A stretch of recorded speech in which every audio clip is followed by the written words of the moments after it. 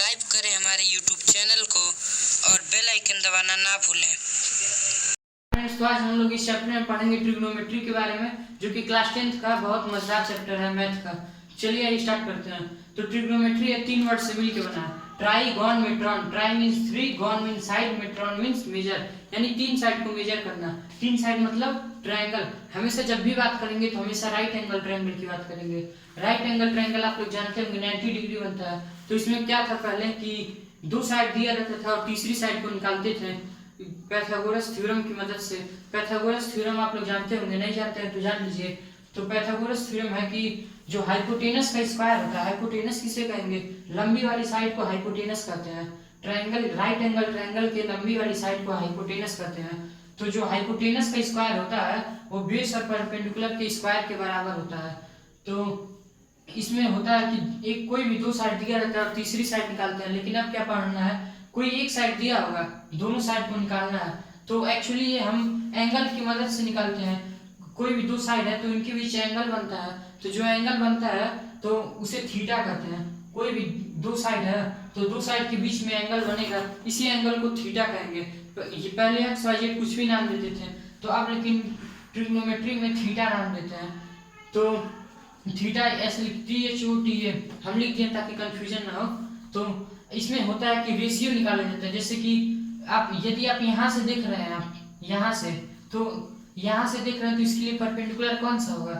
इसके सामने वाली साइड परपेंडिकुलर होगी ये, और बेस इसके नीचे वाली साइड होगी ये। यहाँ से देख रहे हैं, बराबर देखिए, यहाँ से आप देख रहे हैं तो इसके सामने वाली साइड ये है तो ये परपेंडिकुलर होगी और इसके नीचे वाली साइड बेस होगी। यदि आप यहाँ से देख रहे हैं तो इसके सामने वाली साइड ये है, ये परपेंडिकुलर हो जाएगी और ये बेस हो जाएगा इसके नीचे वाला साइड। तो ये कॉमन चीज है, आप लोग को पता होना चाहिए। तो टोटल 6 रेशियो होते हैं इसमें। तो एक पंडित जी का मंत्र है, बहुत स्पेशल मंत्र है। पंडित बद्री प्रसाद हरि हरि बोल। पंडित बद्री प्रसाद हरि हरि बोल। परपेंडिकुलर बाय हाइपोटेनस, यहाँ पे ऐसे कर दीजिए, perpendicular by hypotenuse, base by hypotenuse, perpendicular by base. तो जो परपेंडिकुलर बाय हाइपोटेनस के रेशियो को साइन कहते हैं और बेस बाय हाइपोटेनस के रेशियो को कॉस कहते हैं और परपेंडिकुलर बाय बेस के रेशियो को tan कहते हैं। तो ये आप लोग पंडित जी का मंत्र है वो याद कर लीजिए, पंडित बद्री प्रसाद हरि हरि बोल। तो ये आप लोग याद रखेंगे तो इससे आपको आसानी होगी पहचानने में साइन कौन है, कॉस कौन है और tan कौन है। तो अब ये 3 क्वांटिटी है, साइन, कॉस, tan। अभी 3 क्वांटिटी और है, कॉट, सेक, कॉसेक। कॉट, सेक, कॉसेक, सभी 3 क्वांटिटी और है। इसमें क्या होता है कि जैसे ये है, पर tan को क्या कहते हैं? Perpendicular by base. और तो इसमें होता है कि base by perpendicular, base by perpendicular, यानी कि जस्ट इसका उल्टा हो रहा है। tan का उल्टा कॉट। तो ऐसे ही कॉस का उल्टा सेक कहेंगे, यानी हाइपोटेनस बाय बेस। तो उसी तरह साइन का उल्टा कोसेक को कहेंगे, यानी कि हाइपोटेनस बाय परपेंडिकुलर। तो आप लोग समझ गए होंगे जहां तक लग रहा है। साइन को क्या कहते हैं? Perpendicular by hypotenuse. कॉस को क्या कहते हैं? Base by hypotenuse. tan को परपेंडिकुलर बाय बेस और कॉट को बेस अपॉन परपेंडिकुलर और सेक को हाइपोटेनस बाय बेस और कॉसेक को हाइपोटेनस बाय परपेंडिकुलर। तो यहाँ देखिए, जस्ट इमेजिन करिए, tan क्या हो रहा है? जस्ट इसका उल्टा कॉट हो रहा है, कॉसेक का उल्टा सेक हो रहा है और साइन का उल्टा कोसेक हो रहा है। तो हम कोट को क्या लिख सकते हैं? 1/tan लिख सकते हैं। देखिए कोट को क्या लिख सकते हैं? 1/tan लिख सकते हैं। जैसे कि 1/tan क्या होता है? परपेंडिकुलर बाय बेस होता है, तो ये ऊपर चला जाएगा, बेस अपॉन परपेंडिकुलर। तो क्या होगा? कॉट के बराबर है, तो कॉट को 1/tan लिख सकते हैं। सेक को उसी तरह 1/cos लिख सकते हैं और कोसेक को 1/sin लिख सकते हैं। तो ये सिंपल चीज है काफी। तो आप लोग जान गए होंगे साइन, कॉस, tan, कॉट, सेक, कॉसेक, ये सब किसे कहते हैं। तो जिस सीरीज में मैं लिखा हूँ उसी सीरीज में आप लोग याद करिएगा। चलिए आइए हम जानते हैं इसके यूज के बारे में। तो मान लीजिए कोई राइट एंगल ट्रायंगल है, तो उसमें साइन ए का वैल्यू दिया है कुछ, मान लीजिए साइन ए का वैल्यू दिया है, साइन ए का वैल्यू 4/5 दिया है। तो अब ये साइन ए क्या है, साइन सी क्या है, ये सब बच्चे कंफ्यूज होते हैं। तो साइन ए मीन्स क्या? यहाँ से आपको देखा जा रहा है साइन ए, यानी ए पे एंगल बन रहा है, यहाँ पे थीटा बन रहा है एंगल। तो साइन का वैल्यू क्या होता है, perpendicular by hypotenuse, perpendicular by hypotenuse. तो परपेंडिकुलर क्या होगा, इसके सामने वाला साइड परपेंडिकुलर होगा, तो ये परपेंडिकुलर हो जाएगा, और इसके नीचे वाला साइड क्या हो जाएगा, बेस हो जाएगा, और हाइपोटेनस ये लंबी वाली साइड। तो ये जानिए, कंफ्यूज मत होइएगा। वैसे कहते हैं यदि साइन सी का वैल्यू दिया है तो साइन सी मतलब क्या जानते हैं, यहाँ पे सी पे एंगल बन रहा है तो इसको परपेंडिकुलर कहते हैं और इसको बेस कहते हैं। तो चलिए आइए स्टार्ट करते हैं क्वेश्चन की तरफ। साइन ए का वैल्यू 4/5 दिया है, तो बाकी क्वांटिटीज निकालिए, cos, tan, cot, sec, cos का वैल्यू। तो साइन का वैल्यू क्या होता है, परपेंडिकुलर बाय हाइपोटेनस, तो ये परपेंडिकुलर बाय हाइपोटेनस है, 4 क्या है परपेंडिकुलर और 5 क्या है हाइपोटेनस है। तो अब बेस निकाल सकते हैं पाइथागोरस थ्योरम की वजह से मदद से। तो हाइपोटेनस का स्क्वायर इक्वल टू परपेंडिकुलर का स्क्वायर प्लस बेस का स्क्वायर। तो हाइपोटेनस कितना है 5 है, 5 का स्क्वायर इक्वल टू परपेंडिकुलर कितना है 4 है, 4 का स्क्वायर प्लस बेस नहीं पता तो b का स्क्वायर लिख दे रहे हैं। तो अब इसको यहाँ लिख जाएंगे, तो 5 का स्क्वायर प्लस 4 का स्क्वायर इक्वल टू b का स्क्वायर, 5 का स्क्वायर इक्वल टू 25 और 4 का स्क्वायर इक्वल टू 16। सॉरी यहाँ प्लस नहीं माइनस होगा क्योंकि यहाँ ले जा रहे हैं, इक्वल टू b का स्क्वायर। अब देखिए, अब 25 में से 16 को माइनस करेंगे तो 9 बचेगा, इक्वल टू b का स्क्वायर। अब b का वैल्यू कैसे फाइंड आउट करेंगे, दोनों तरफ स्क्वायर रूट कर देंगे, तो b का वैल्यू कितना है 3 है, तो यानी बेस क्या होगा, बेस कितना है 3 हुआ। यहाँ लिख लेंगे base equal to 3, perpendicular equal to 4 और हाइपोटेनस इक्वल टू 5। तब अब वैल्यू फाइंड आउट कर सकते हैं, कॉस का वैल्यू कितना होगा कॉस थीटा का, तो b/h होता है, cos theta equal to base upon hypotenuse होता है। तो बेस कितना है 3 है और हाइपोटेनस कितना है 5 है, तो कॉस थीटा का वैल्यू 3/5 हुआ। उसी तरह tan थीटा है, tan थीटा का वैल्यू कितना होता है परपेंडिकुलर बाई बेस, तो परपेंडिकुलर बाई बेस। तो देखिए परपेंडिकुलर कितना है 4 है और बेस कितना है 3 है, तो उसी तरह कॉट का वैल्यू निकालिए, cot theta equal to base upon perpendicular, base कितना है 3 है और परपेंडिकुलर कितना है 4 है, और उसी तरह सेक का वैल्यू निकालिए, sec theta equal to hypotenuse upon base. तो हाइपोटेनस कितना दिया है 5 दिया है और बेस कितना है 3 है, और उसी तरह कॉसेक थीटा का, cosec theta equal to hypotenuse upon perpendicular. तो हाइपोटेनस कितना दिया है 5 दिया है और परपेंडिकुलर 4। तो ये सब क्या है वैल्यू होगा, कॉस थीटा का 3/5, tan थीटा का 4/3, कॉट थीटा 3/4। तो ऐसे ही सब वैल्यू फाइंड आउट कर सकते हैं। कोई भी एक क्वांटिटी दी हो, जिससे साइन दिया था तो हम ये निकाल लिए, उसी तरह कोई और दिया होगा tan दिया होगा तो कोई और निकालेंगे। तो ये सब आप लोग देख लिए कैसे निकलता है, विधि का विधान जान गए होंगे। तो आइए अब क्वेश्चन लगाते हैं एनसीईआरटी का। तो क्वेश्चन ये है, तो ऐसे क्वेश्चन एग्जाम में पूछे जाते हैं अक्सर। तो अब ये आपको क्वेश्चन बहुत बड़ा लग रहा होगा जब पीसी बेसिक पे सॉल्व होगा। चलिए हम स्टार्ट करते हैं। इसका आंसर 1 आएगा दोस्तों। तो जैसे कॉट थीटा को आप क्या लिख सकते हैं, cot theta base upon perpendicular, tan theta को क्या लिख सकते हैं परपेंडिकुलर अपॉन बेस, इंटू है तो इंटू लगा देते हैं, perpendicular upon base by sine theta को क्या लिख सकते हैं perpendicular upon hypotenuse, into cosec theta को क्या लिख सकते हैं hypotenuse upon perpendicular, hypotenuse upon perpendicular. तब देखिए ये P से P कट, P से B कट, और ये हाइपोटेनस इससे गए, ये इससे कट हो जाएगा आपस में सब। तो इसका आंसर क्या होगा, यहाँ पे कुछ नहीं बचेगा, 1 बचेगा बाई 1। तो 1/1 को क्या लिख सकते हैं 1 लिख सकते हैं, बिकॉज यू आर नंबर 1।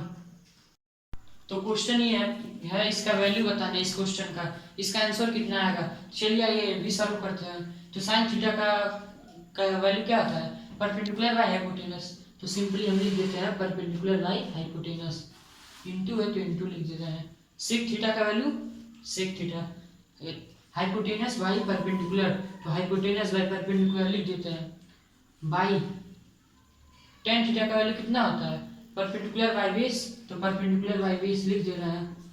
तो देखिए कुछ कटने लाके कट रहा है बिल्कुल, हाइपोटेनस से इससे कट रहा है, और यहाँ देखिए क्या बचा परपेंडिकुलर बाई बेस ऊपर बचा, और ये बाई ये perpendicular by base, perpendicular by base, तो ये टोटल इससे कट, तो इसका आंसर क्या है 1। तो इस क्वेश्चन का आंसर क्या आएगा 1 आएगा। तो चलिए आइए अगला क्वेश्चन सॉल्व करते हैं। क्वेश्चन ये है कि हमें दिखाना है, प्रूफ करना है LHS है वो RHS के इक्वल है। तो ये काफी बड़ा लग रहा होगा लेकिन आंसर इसका बहुत छोटा है। तो चलिए आइए हम प्रूफ करते हैं। तो पहले ये सॉल्व करते हैं इस ब्रैकेट को।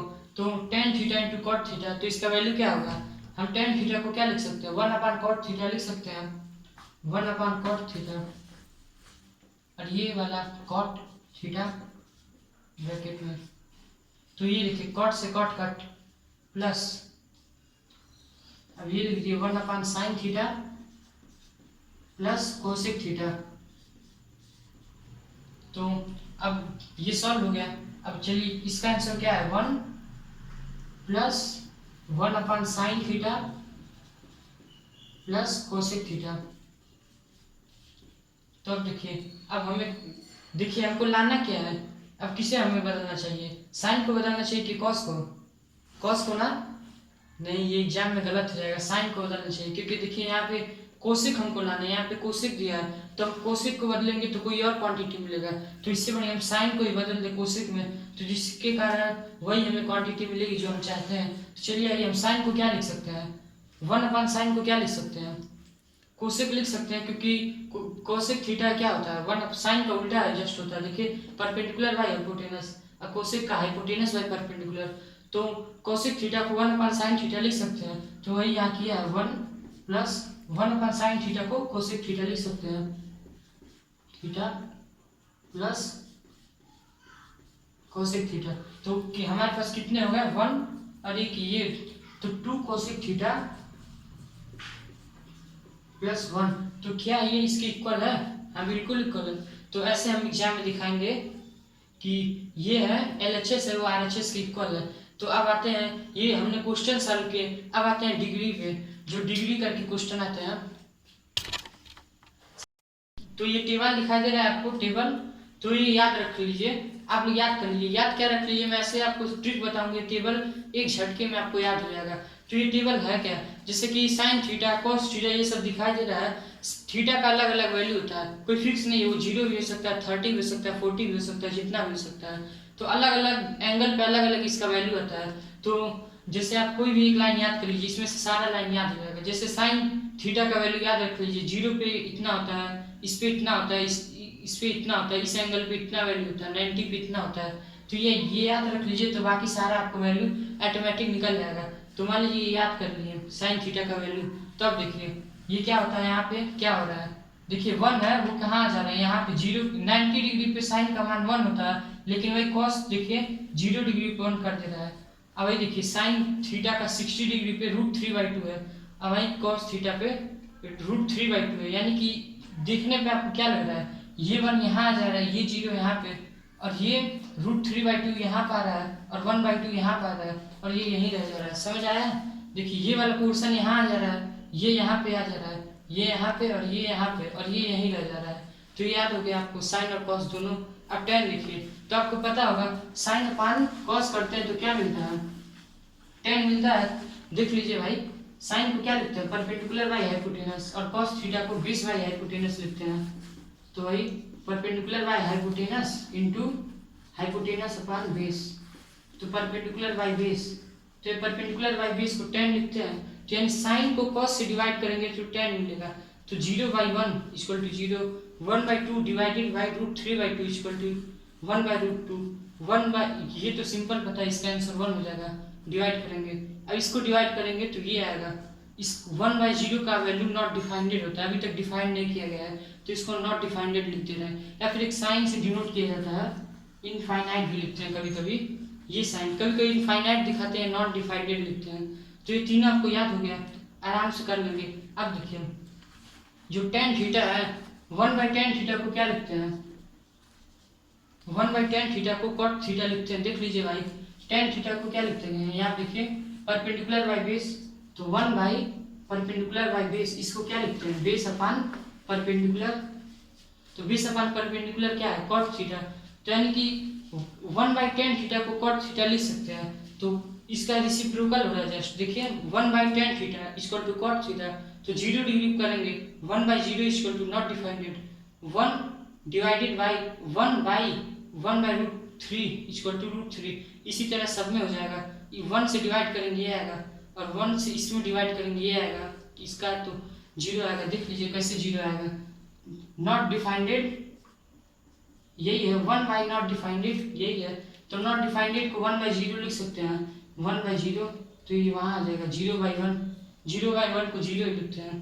तब देखिए सेक थीटा को, अब ये समझ आ गया ना कैसे ये आया है। अब सेक थीटा क्या होता है, 1/cos थीटा को सेक थीटा लिखते हैं, तो उसी तरह ये भी हो जाएगा। इसका रेसिप्रोकल करेंगे तो ये आएगा, इसका रेसिप्रोकल करेंगे तो ये आएगा, इसका रेसिप्रोकल करेंगे तो ये आएगा, इसका जस्ट रेसिप्रोकल ये आएगा, इसका ये आएगा।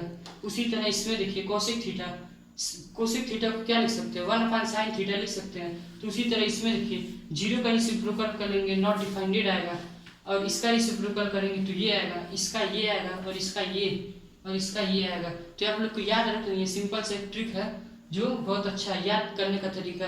तो अब मिलते हैं अगले वीडियो में दोस्तों।